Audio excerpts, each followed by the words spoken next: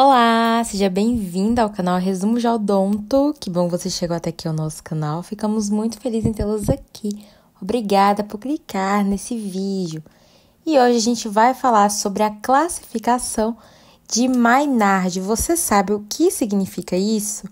Bom, então antes de a gente falar sobre a classificação, sobre o que ela é, a gente primeiro precisa explicar que é uma classificação, na verdade, a gente chama de classificação de Maynard, mas ela foi proposta por duas pessoas, tá? Que foi Maynard e Wilson, que foi sobre a influência do biotipo periodontal.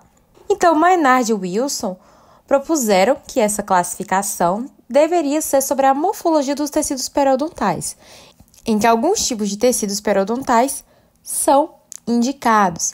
Então, quais são essas classificações? Para a gente falar sobre as classificações, a gente precisa primeiro entender que antes de fazer um implante, a gente precisa analisar a gengiva daquele paciente. Então, é uma paciente que tem uma gengiva sadia, é um paciente que tem uma gengiva inflamada, com acúmulo de tártaro, acúmulo periodontal. Então, todas essas características, elas são levadas em consideração, tá?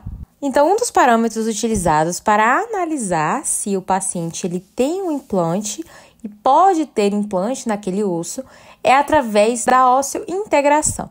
Então, quando a gente vê se o osso ele é integrável à instalação desses implantes, é necessário antes avaliar a qualidade óssea e alveolar, lembrando que ela deve ser com mínimo de 5 centímetros, de forma a diminuir assim o risco das complicações, tá certo? Então, como a gente estava falando sobre a classificação de Maynard, ela existe de 5 tipos. Mas, em 1980, em um estudo, os próprios, Maynard e Wilson, consideraram que os tipos de fenótipos periodontais devem ser subdivididos para avaliar a relação do perfil ósseo e do perfil gengival. Então, a gente vai falar sobre o do tipo 1. A classificação do tipo 1 é aquela gengiva que a gente considera, tá? O mais ideal. Então, é o periodonto do tipo 1 ideal porque ele vai apresentar uma espessura do tecido queratinizado e do processo alveolar normal ou ideal. Além disso, o tipo 1 vai apresentar uma gengiva maior que o osso e o osso desse vai ser menor. A gengiva geralmente é larga, o osso também é largo. O osso vai ser espesso àquela palpação, tá certo?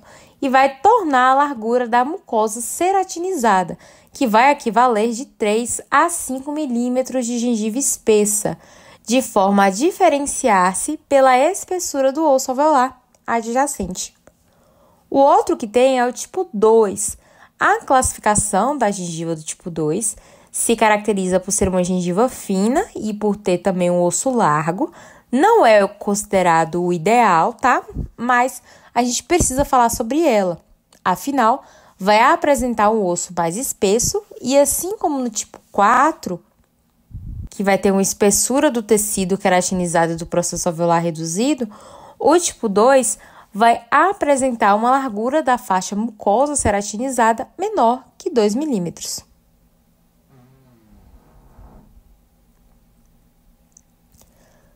A outra classificação que a gente tem é a classificação do tipo 3. Essa vai apresentar-se como uma gengiva larga, com um osso fino, tá certo? O osso alveolar é fino também e as raízes dentárias elas podem ser palpadas.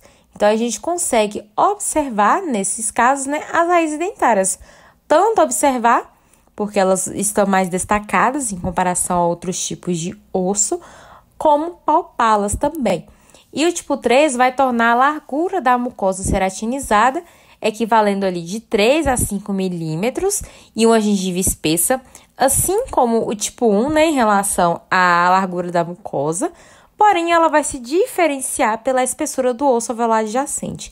Então, a diferença do tipo 3 para o tipo 1 é que a gengiva é larga e o osso é fino, e no tipo 1, a gengiva vai ser maior que o osso, porém, ela também é um tipo bom para se trabalhar com a implantodontia, tá?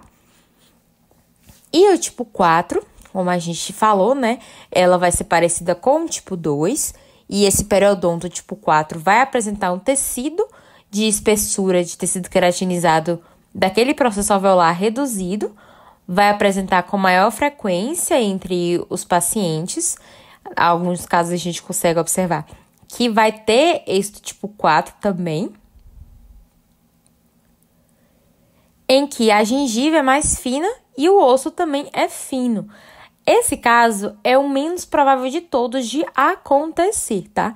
Em que o osso vai ser mais fino de todos os tipos. Assim como no tipo 2, o tipo 4 vai apresentar indivíduos com a mesma largura da faixa de mucosa ceratinizada, ou seja, menor que 2 milímetros. Então, vocês veem, né? Os pares, eles são semelhantes, tipo 2 e tipo 4, assim como os ímpares, né? O tipo 1 e o tipo 3 também.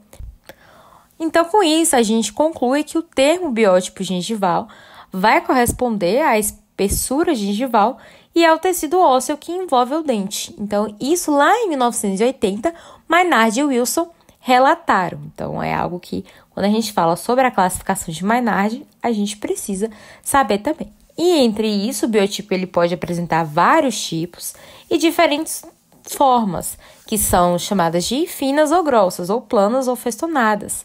E assim, o biotipo ele pode ser subdividido, como a gente acabou de falar. Então, a gente vai falar aqui rapidamente sobre os 4, né? Um resuminho para vocês. Quiser tirar um print agora e parar, tá? A gente vai fazer primeiro dos ímpares, lembra que a gente falou tipo 1 e tipo 3, depois tipo 2, tipo 4. Então, a classificação do tipo 1 vai apresentar uma espessura vestibulolingual do processo alveolar normal, com a altura do tecido queratinizado variando de 3 a 5 milímetros. Na palpação, evidencia-se uma gengiva espessa, em que a gengiva aderida tem uma dimensão suficiente para separar o bordo de gengiva livre da mucosa alveolar livre. Lembrando que o tipo 1 é a mais provável, tá? Já o tipo 3, a altura do tecido queratinizado é aproximadamente de 3 a 5 milímetros, em que na palpação é possível palpar as raízes e o osso, devido a uma espessura fina, tá? Então, tanto o osso quanto a raiz são palpados daquele processo alveolar por serem finos. Agora, o tipo 2 e o tipo 4. O tipo 2, clinicamente, tem uma altura de tecido queratinizado inferior a 2 milímetros e na palpação que a gente consegue palpar ali, vai ser uma espessura de osso razoável, então é observável e palpado um tecido duro subjacente nessa região. E o tipo 4, por sua vez, vai ter uma altura do tecido queratinizado inferior a 2 milímetros, com uma reduzida espessura do processo alveolar, que vai possibilitar a palpação do osso e das raízes. Então, esse é o tipo que a gente deve mais chamar a atenção, porque vai ter um risco periodontal, tá certo? Então, isso é importante que a gente saiba, para que assim a gente consiga entender mais sobre a classificação de Maynard.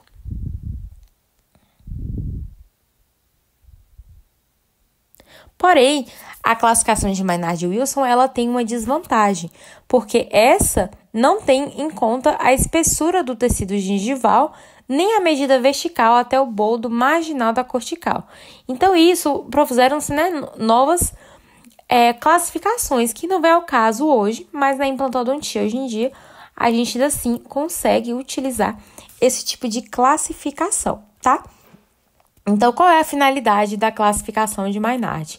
É de conhecer a morfologia do tecido gengival, porque é um pré-requisito indispensável para identificar os pacientes de risco e desenvolverem também recessões, e cabe ao dentista, ao profissional, estar atento às características do tecido gengival, de forma a evitar ou diminuir os riscos de recessão após tratamentos odontológicos estéticos.